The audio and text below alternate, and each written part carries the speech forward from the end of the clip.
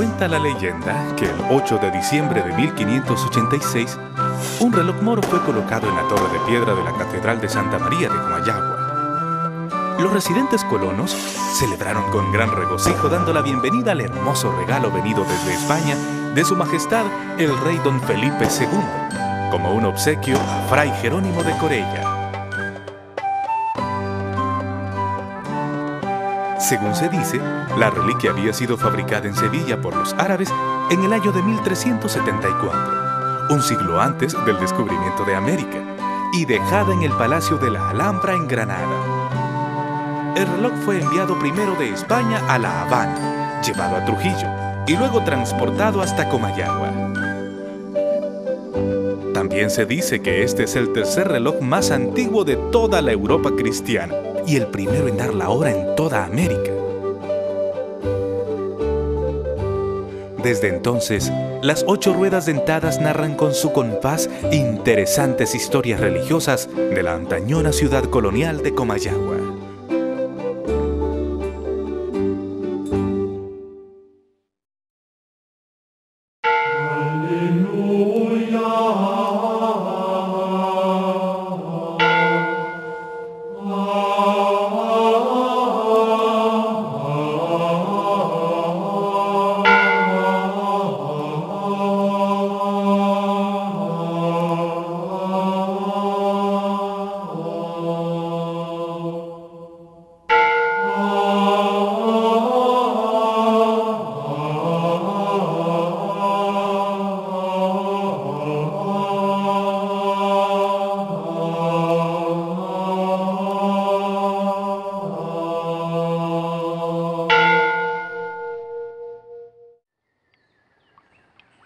Comayagua es uno de los sitios donde se encuentran minas de plata y oro en el siglo XVI, ¿verdad? Y es donde se empiezan a organizar precisamente porque se ha encontrado que hay mucha riqueza en términos de metales preciosos, pero también hay mucha riqueza productiva.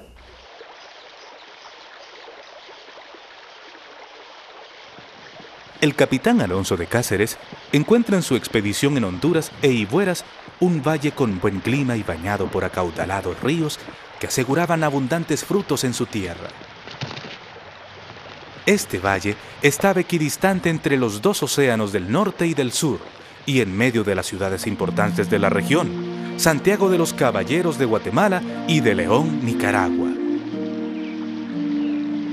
Así que por orden del adelantado de Yucatán, don Francisco de Montejo, fundó allí la villa de Santa María de Comayagua en nombre del rey de España Carlos I y de Santa María de Concepción.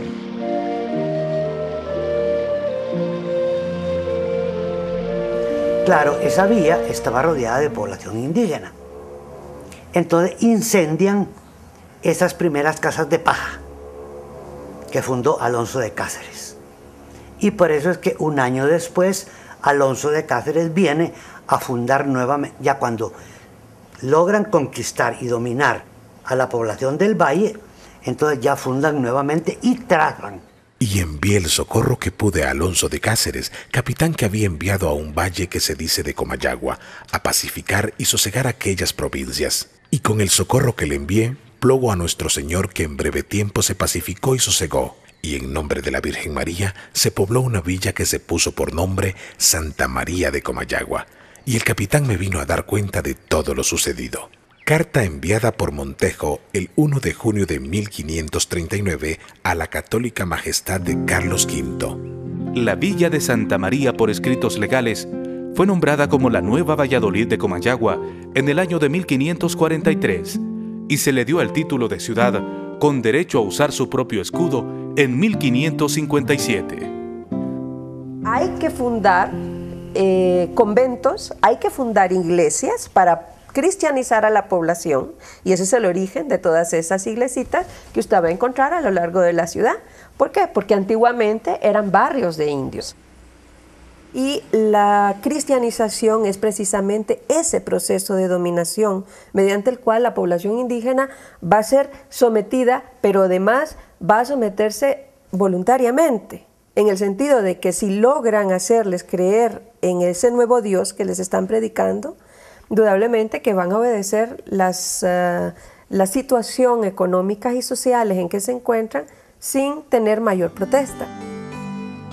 La primera iglesia que tuvo la villa se construyó en el lugar que ocupaba la ermita, donde se pronunció la primera misa en el momento de su fundación.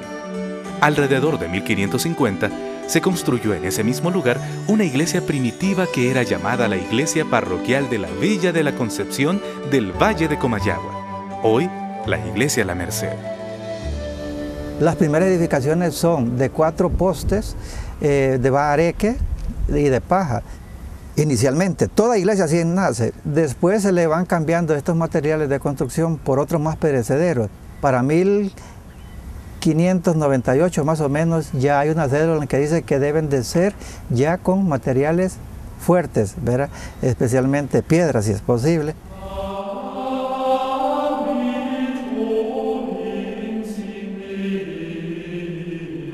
Y hasta años posteriores que viene Fray Gaspar de Quintanilla como obispo de Comayagua, según algunos historiadores, es él el que edifica la Iglesia de la Merced tal y como la conocemos actualmente.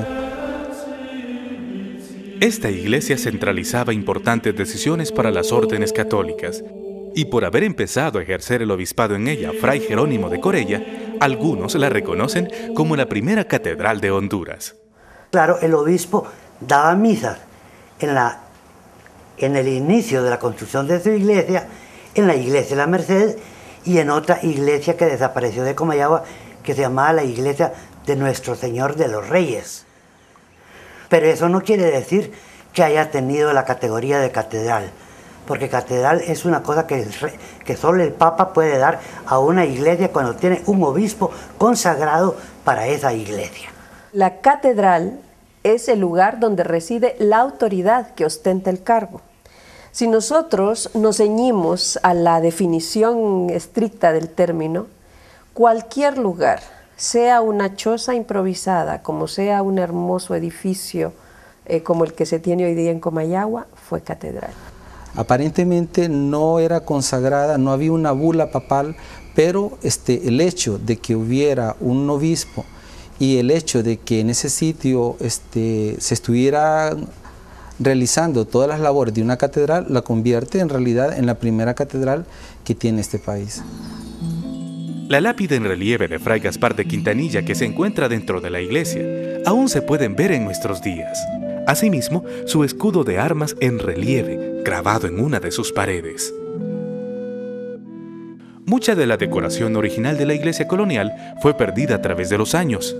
Con la mudanza del obispado a la nueva catedral, La Merced también perdió parte de sus retablos, imágenes y pinturas coloniales. Y más adelante, su reloj también fue trasladado a la nueva torre.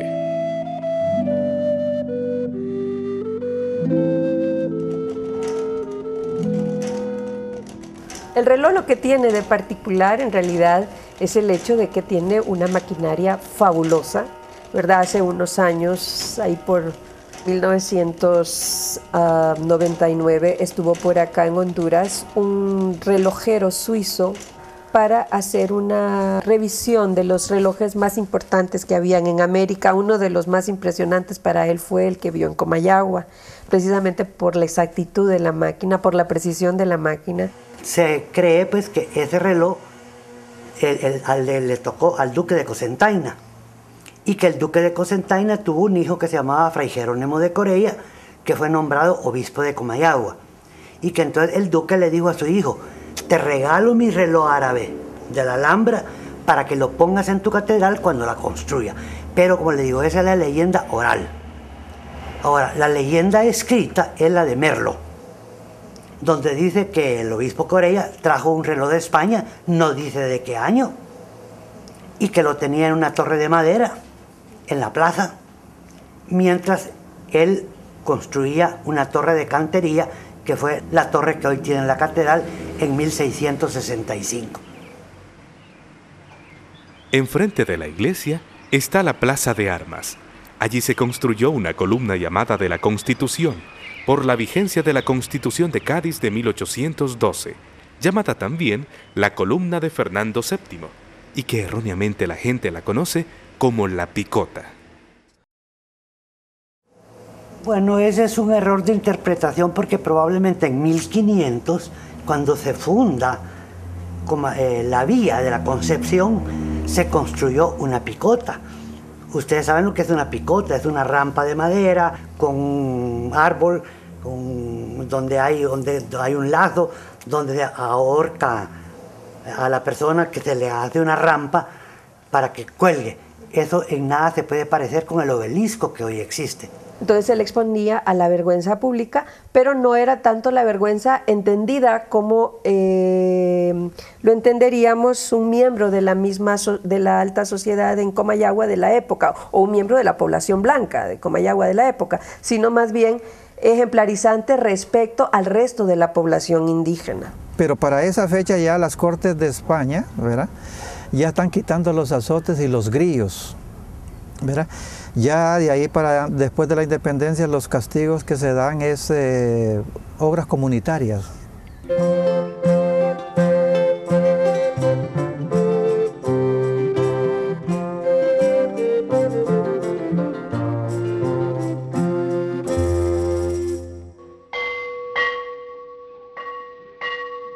Pero la campana más antigua encontrada en Comayagua no se encuentra precisamente en la iglesia de la Merced, sino más bien en la de San Francisco, que data de 1485, 7 años antes de la colonización de América. Su nombre es la Antoniana. Cuenta la tradición oral que anteriormente esta iglesia perteneció a la orden de los antoninos, y por eso a un costado se pueden ver 2 nichos, el principal, que es el de San Antonio, y a su lado uno más pequeño colocado después, que es el de San Francisco. Esta iglesia fue construida alrededor de 1560.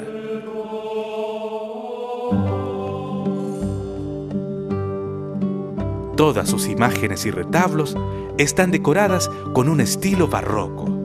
La pintura de la decoración que simulan las telas del vestuario de los santos figuran estampados poco vistos con tanta precisión en el resto de las iglesias.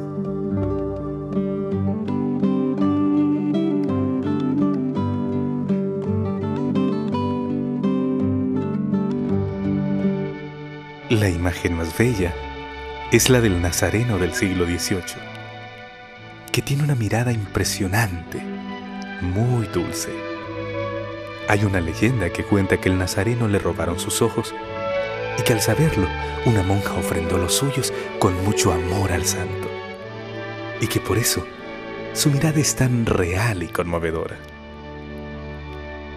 Comayagua tiene esa importancia, ese valor histórico en cuanto a las tradiciones, por ser una de las principales ciudades, por ser una ciudad donde estuvo todo el poder de la época colonial y republicana, pues tiene mucha historia, mucha tradición, que inclusive fueron infundadas de alguna manera por los colonizadores.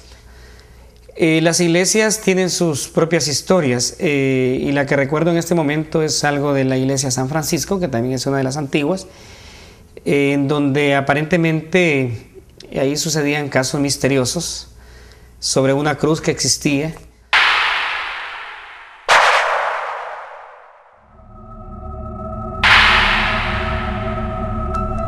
Empotrada en una de sus paredes yace la famosa Cruz de San Francisco, que se encontraba plantada en el panteón del convento anexo a la iglesia y que, según cuenta la leyenda, todos los días viernes una extraña nube la envolvía.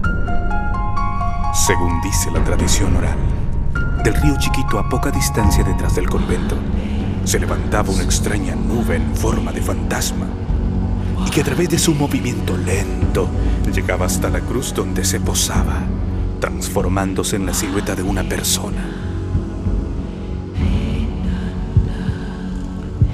Fue un cura misionero, Fray Esteban Verdelete, quien después de estar con la extraña aparición 12 horas continuas, pudo absolver su alma en pena, y entonces ésta regresó por el camino de donde vino, desapareciendo para siempre. Esto sucedió alrededor de 1610. Lo más probable es que se haya instalado un cierto miedo entre la población, porque al empezar a expandirse la ciudad, el cementerio había quedado ya muy céntrico. Y obviamente siempre el más allá, el mundo de los muertos siempre ha sido objeto de muchas leyendas, de muchos miedos, ¿no? En que ya dejó tranquila la ciudad una vez que se practicó el exorcismo.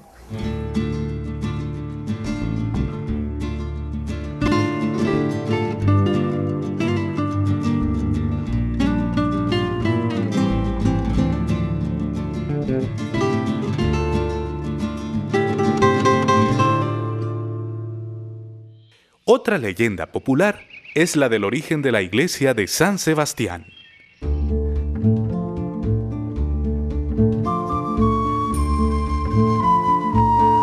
Según nos cuenta la tradición oral, los monjes de la Merced hacían largas jornadas por la vega del río El Naranjal, donde tenían sus cultivos cerca de una loma. En 1563, de España enviaron una imagen de San Sebastián que llegó al puerto de Trujillo y luego fue trasladada a Comayagua en un cajón de madera. El burrito que cargaba el cajón con el santo al pasar por la loma ya no quiso moverse de allí, por lo que concluyeron los monjes que se trataba de una señal de que el santo manifestaba su deseo porque allí fuera venerado. Más adelante, en ese lugar, construyeron la iglesia de San Sebastián. En el cajón del santo venían los manuscritos del drama del martirio de San Sebastián, que da origen a la tradicional Danza de los Diablitos, celebrada el 5 y 6 de febrero.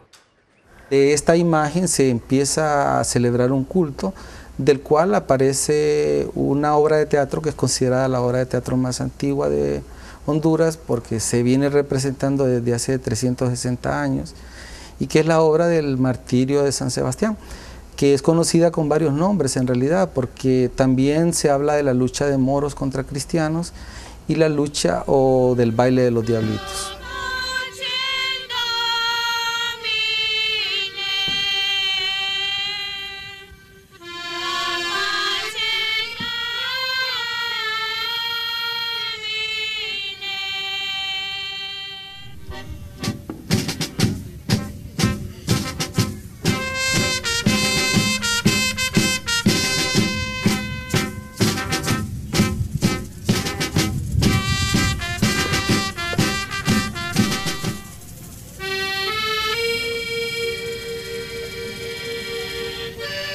La gente reconoce más a los diablos que al propio San Sebastián, porque la obra se presentaba en el atrio de la iglesia de San Sebastián, pero se presentaba una vez y terminaba, pero alrededor de esta presentación estaba también una feria que duraba una semana. El diablo lo que hace es llegar a las puertas de las casas y pedir la cuentecita. La cuentecita es un poco de dinero a cambio del cual ellos bailan. Yo pensaba de que los sacerdotes chamanes encontraron en esta manera una forma de continuar haciendo su función sacerdotal, porque al verlos uno mira que ellos, además de que están danzando, gritan, golpean el piso con el látigo, hacen miedo. La gente le gusta verlo, pero les tiene mucho miedo. Entonces pareciera que están espantando a algo. Entonces pudiera ser que eso sea una especie de ceremonia en la cual antes quizás entraban a las casas y era una ceremonia como de limpieza de malos espíritus y malas vibraciones, ¿no? Y ahora inconscientemente nosotros seguimos pagando para que nos lo hagan, pero ya no sabemos por qué. Y ellos inconscientemente siguen haciendo una labor sacerdotal, pero ya tampoco saben. En la actualidad, esta iglesia tiene una de las mejores vistas, rodeada de jardines que embellecen su construcción colonial.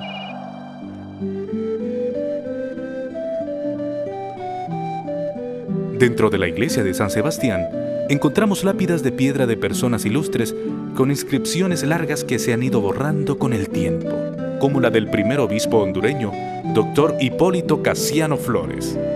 Una lápida conmemorativa nos muestra el lugar donde fue sepultado el general José Trinidad Cabañas, paladín de la Unión de Centroamérica.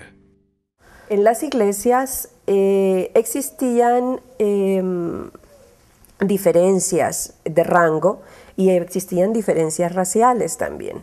porque indudablemente que los señores principales ocupaban determinados puestos, que eran normalmente frente al altar.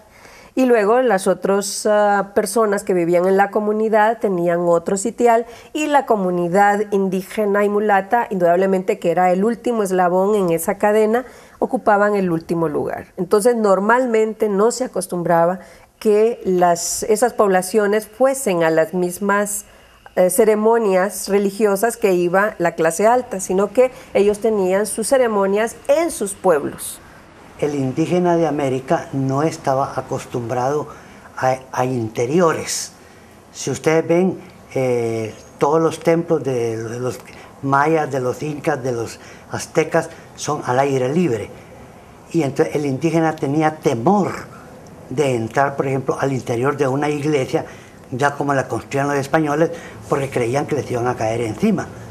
Entonces los frailes idearon dos de las grandes aportaciones que hay en la arquitectura de América, la arquitectura mundial, que es lo que se llama la ciudad hospital y la capilla abierta o capilla de indios.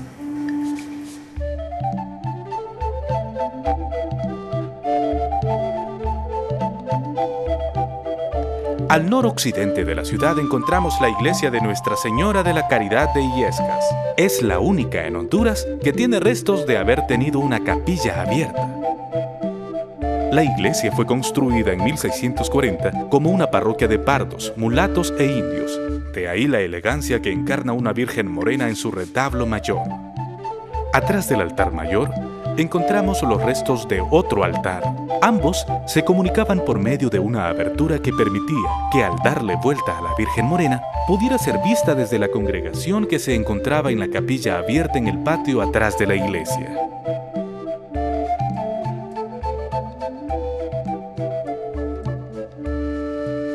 Esta abertura ha sido sellada por un muro, pero desde el exterior, en la parte posterior de la iglesia, aún podemos contemplar las bases de piedra. En esta iglesia encontramos la imagen de Santa Lucía, estofada en oro y plata, que perteneció a la iglesia de Santa Lucía en las cercanías de Comayagua y que fue destruida por su deterioro. Es una imagen antigua, posiblemente del siglo XV. También se encuentra el Señor de la Burrita, que es una imagen de tamaño natural y que posee una cantidad de gonces que le permite permanecer sentado sobre una burra que recorre la procesión todos los años del Domingo de Ramos por las calles de la ciudad. Y entonces en Semana Santa la gente se vuelve como actores de una gran obra de teatro que se representa en toda la ciudad. La tradición religiosa más fuerte que tenemos en Comayagua está relacionada con la Semana Santa.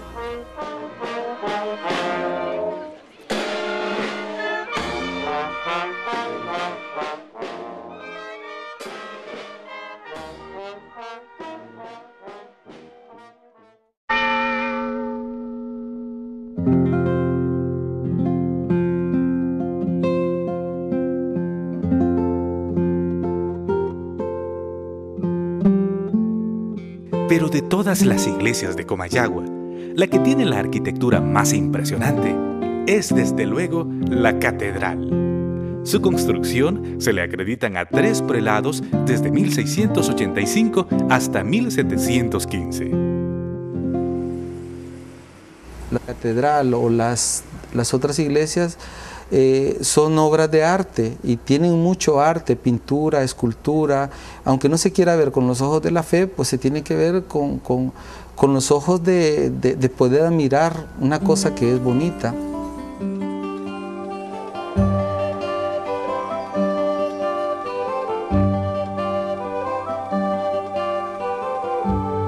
En su fachada se pueden apreciar diversas figuras significativas. Las palmas que representan la tierra de América Latina, las uvas representando a Europa y los ángeles que representan el mundo celestial. También hay 18 rosetones que simbolizan los 18 pueblos indígenas que tributaron para su construcción. Posee 8 nichos rodeado de pétalos estilizados y en el centro yace la Virgen de la Inmaculada Concepción, patrona de la ciudad. Y en el remate aparece un Jesús con las manos extendidas en ropas pontificiales, bendiciendo la ciudad. Originalmente alrededor de la catedral se encontraban jardines. Ahora la adorna en su frente una hermosa plaza donde se figura su propia sombra en piedra. Su interior está compuesto por 4 altares. El del Rosario o de los Canónigos, decorada con bajo relieve que nos narran los 3 misterios del Rosario, gozosos, dolorosos y gloriosos. La del Señor de Salamé o del Cristo crucificado, con cuadros del siglo XVII y XVIII. El retablo mayor, que posee en su centro una bella imagen de la Inmaculada Concepción, obra de Francisco de Ocampo.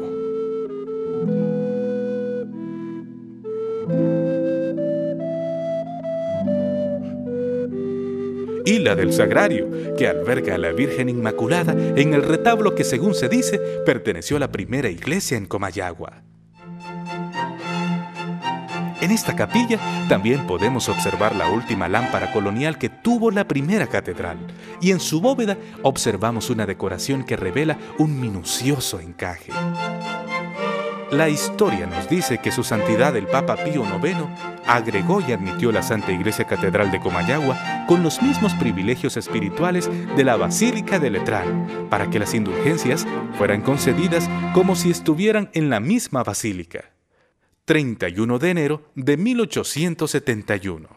Mucha gente vivió para construir estas iglesias o esta ciudad y pasó mucho tiempo realizando imágenes, pinturas, y es necesario que nosotros las cuidemos. Y la única manera de poder hacer esto es conociéndolas. Yo pasé 20 años de mi vida pasando frente a la catedral y solamente la vi, jamás la observé.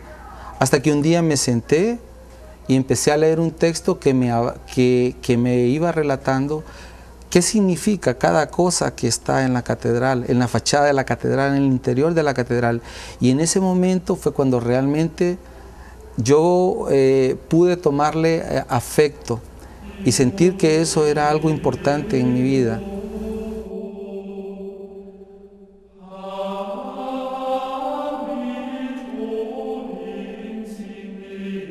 Hay muchas historias que enaltecen la catedral, como la visita de los padres capuchinos, quienes, admirados por su belleza, recorrían sus pasillos una y otra vez, descubriendo sus secretos. Estas 8 campanas tienen su nombre: la Esquila o Volteadora, la Purísima, la Chiquita, la de las Ánimas, la de San Emigdio, la del Sagrario, la del Santísimo y la de la Virgen del Rosario, que se utiliza para convocar al cura.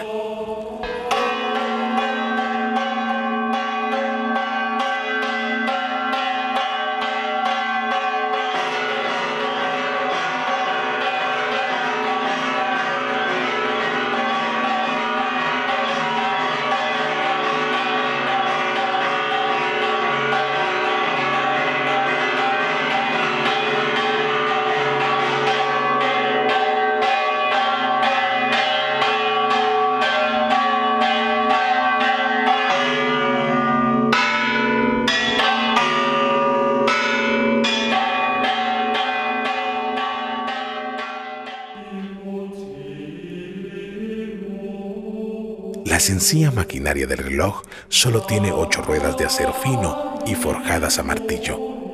Está conectada a una de las campanas que toca al dar las horas, medias horas y los cuartos de hora. El Cristo crucificado de color de ébano es de tamaño natural y fue legado por el clérigo Hipólito Casiano Flores, quien se cree que murió envenenado por su cocinero francés. Según cuenta la leyenda, al morir dijo su última voluntad: dejo a mi Santa Iglesia Catedral el Cristo milagroso de la Sala Mía, frase que dicen se convirtió en Salamé.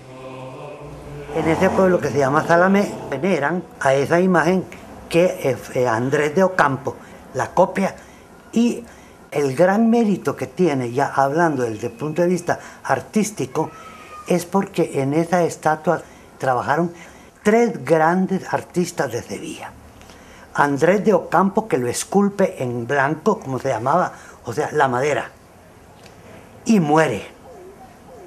Entonces el rey ordena a que se contrate a un pintor para que le dé el encarnamiento de color moreno, el gran pintor. Y por último, el manto de castidad que lleva lámina de oro, contratan a otro artista para que dore el manto de castidad. Entonces son tres artistas de lo más notable que había en Sevilla en la época del 1520 que esculpen esa imagen. Mi profesor de Sevilla me decía que si ese Cristo de Salamé estuviera en cualquier población de España, sería motivo de peregrinación de artistas de todas partes del mundo a fotografiarlo, a estudiarlo, porque es una obra perfecta la que esculpió el Andrés de Ocampo.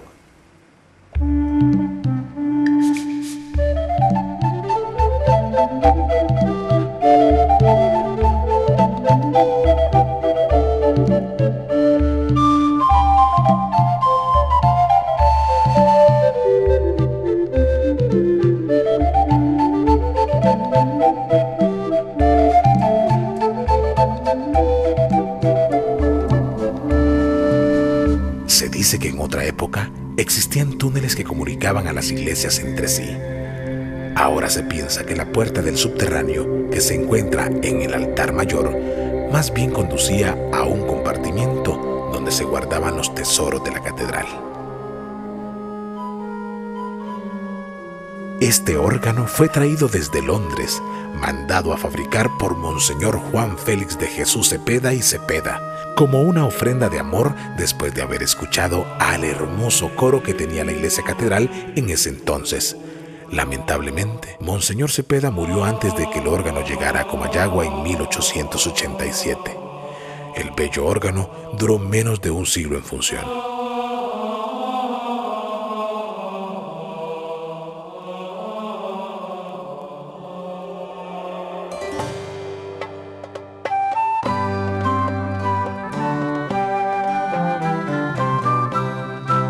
Comayagua es sin duda una de las ciudades más ricas en tradición, historia colonial y cultura religiosa digna de admirar en América Latina.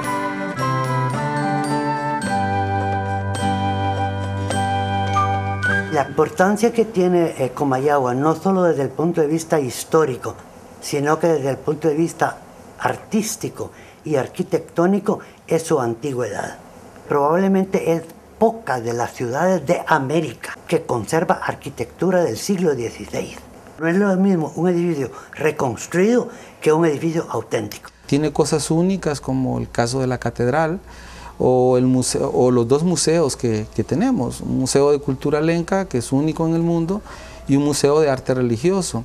La gente al venir a Comayagua se siente muy pero muy complacida porque de alguna manera se remonta a la historia colonial y republicana de Honduras. Cuando la gente se apropia de sus monumentos, en esa medida está garantizando la conservación ad eternum de estos monumentos. Pero sí, nuestro sueño es convertir a Comayagua en esa ciudad, diría yo, la capital de la cultura, la capital del arte, de la historia de nuestro país.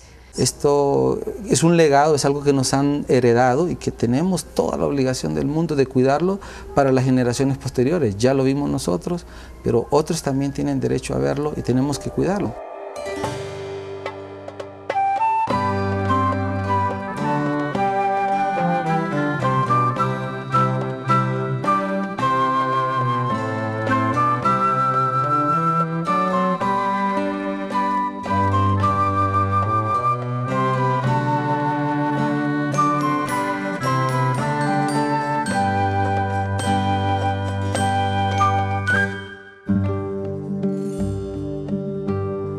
Comayagua su arena fatigada, alza en la fe su mineral creyente y coloca su amor a tu occidente para que lo ilumine tu mirada. A contraluz de luna, pie tangente, guiño redondo y paz iluminada, te asumiera una vela desvelada que a la vela se hiciera de repente. De tu muro a la fe, sibila orante, de tu Cristo al amor alucinante, río mecano para tu sonrisa, de agua bendita o campesina aurora, que en la Ave María se demora y que en la pena se catedraliza.